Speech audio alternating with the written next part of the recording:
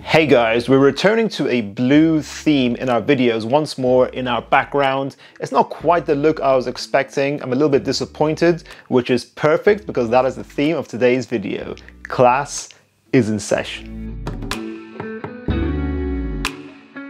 Guys, the fragrance market is known for churning out products. They have fragrance evaluators to try to see the trends from consumers and try to predict what fragrances will be successful on the market, which means basically there's a lot of rubbish out there.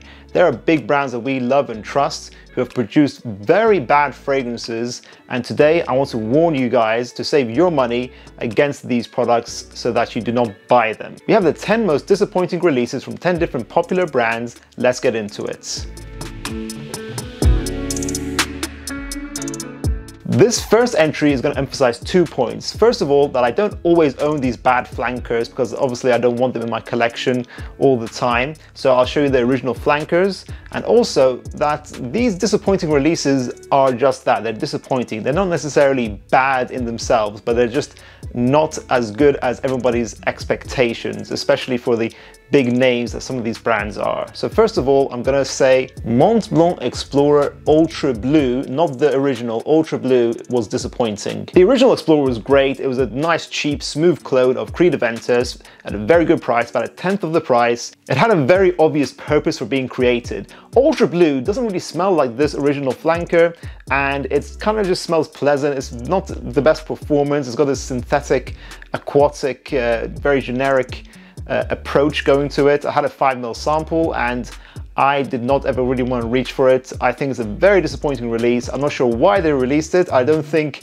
Explorer needs any more flankers unless there has a reason for it. I don't understand, to be honest. Number 2, Viktor & Rolf's original Spicebomb, a hit. Spicebomb Extreme, another hit. Even the new Spicebomb Infrared is fantastic, but this line is probably the most disappointing. I'm talking about Spicebomb Night Vision. Night Vision EDT, in my opinion, was a scam because the first 5 minutes of it smelled fantastic, had a nice opening, and then it became very generic and very overly simplistic afterwards. The EDP does improve on that, in fairness. I think it's an okay fragrance overall, but I would say buy something like As Dara's Wanted by Night.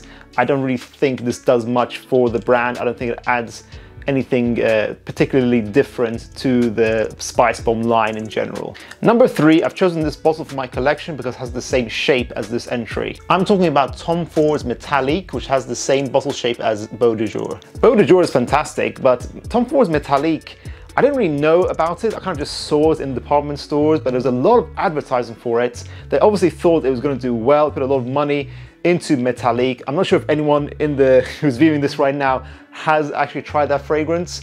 It smells horrible, basically. Tom Ford are known for their creativity. Fair enough, they can be polarizing, but I can't really give it to them. It just isn't blended well at all. I think they were trying to go for a metallic mixture with a bit of musk, vanilla, and lavender. But it just kind of smells really bad. I don't think it works well for either gender. If you want some sort of metallic fresh scent like that, I would go for Chanel's Platinum Egoiste. I don't think Metallic sold very well, and I do not think it's a good fragrance. When I bring up Dolce & Gabbana The One EDP, what is the first thing that everyone feels it's lacking? Say it with me, guys: performance. So when D&G say they're going to release The One EDP Intense, obviously everyone's gonna get excited, but in my opinion this is a disappointment. Again, not necessarily a bad fragrance. I know a lot of people who do enjoy this, but it wasn't exactly what we wanted in the community. We wanted the One EDP with performance. This goes in a slightly different direction. It goes a little bit more sweet, has this leather added in there with a fresher opening. In my opinion, this makes this a little bit more versatile than the One EDP, but overall, I personally don't find myself reaching for this because I don't actually know when I would wear this. I wouldn't really wear this as my cold weather signature, and I feel that other fragrances are more sexy than this to wear in the evening, meaning that this is kind of gathering dust in my collection. Overall, for me, this is a disappointment. Next up, Giorgio Armani's Acqua di Gio, one of the best-selling men's fragrances of all time, a classic. Then they released Acqua di Gio Profumo, another modern-day classic. So when you think they're going to release another flanker to this legendary line, it's going to be awesome. but not really. I'm talking about Acqua di Gio Absolu. It's not a bad fragrance, it smells pleasant, but it's very forgettable. It feels like they took some of the Acqua di Gio DNA and then were very much inspired by Paco Rabanne Invictus. This is a aquatic, very much bubblegum sort of fragrance. It's very smooth. It's kind of like a mature man's bubblegum fragrance. It's not bad, it's a nice approach. Alberto Marias made it, but again, he doesn't always create hits every single time. I think Absolute Instinct is also quite forgettable. I don't think I've tried that yet though, but from what I've heard, it's not good either. Speaking of Paco Rabanne Invictus, Invictus Aqua 2016 was a great release. However, Aqua 2018 does not do this justice. Again, it's got a nicer opening than this actually. It's a smoother fragrance. I can kind of appreciate what they were trying to do with the re-release, but it doesn't achieve that same masculine, salty quality that this has, and it doesn't get the same performance that this has either. Hence why in the community, everybody always wants this to come back specifically. I don't think you need to spend a lot of money for the original 2016 version. Get Montblanc Legend Spirit or even Rasasi Hawas. But 2018, just do not expect a great performing fragrance. Don't expect an outstanding fragrance. It's a little bit forgettable overall. This next one is also a victim of its own success. I'm talking about YSL-Y EDP. It was so good, so well performing, and so versatile that it's kind of hard to follow it up with any of the flankers. For example, YSL-Y Eau Fresh. This basically encompasses all the Y flankers in general. None of them are particularly horrendous, but they become irrelevant if you already own Y EDP. This is a nice release, but I don't really recommend it if you have Y EDP. That is still what I would recommend people to buy instead. Even Y Le Parfum, that has a really nice looking bottle design just like this, but also just not as good as the EDP. I don't think it's as strong, it doesn't last as long, it's got this weird smooth tonka feel to it.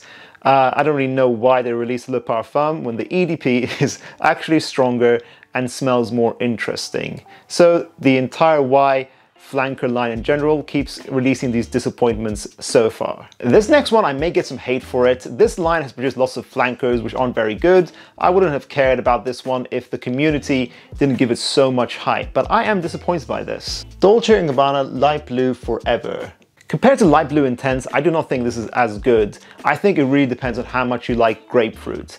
For me, it's disappointing because of the fact that it's just overly simplistic. It is that screaming sharp grapefruit in the opening. It lasts a few hours and then it goes down to this light simple musk. It lasts about 6 hours overall, not as good performing as Light Blue Intense, and it doesn't give me as many compliments. I don't think it smells as sexy either. I think this could probably just be unisex.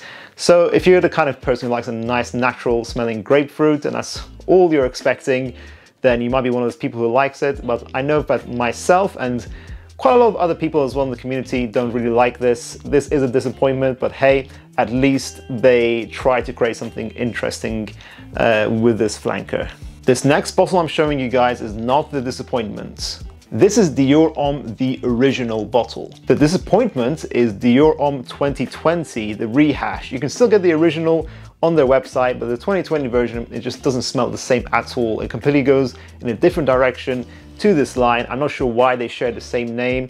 They basically saw the success of Sauvage, took a bit of that, combined it with Bleu de Chanel, and made an absolute mess of a fragrance. It got a lot of hate in the community. Some people like it, but I do think it does deserve that hate. I would not recommend the 2020 version. If you can still get your hands on the original, which you easily can on the official Dior website, go for this instead. This is a masterpiece. It's a little more interesting. This is the signature that makes you stand out.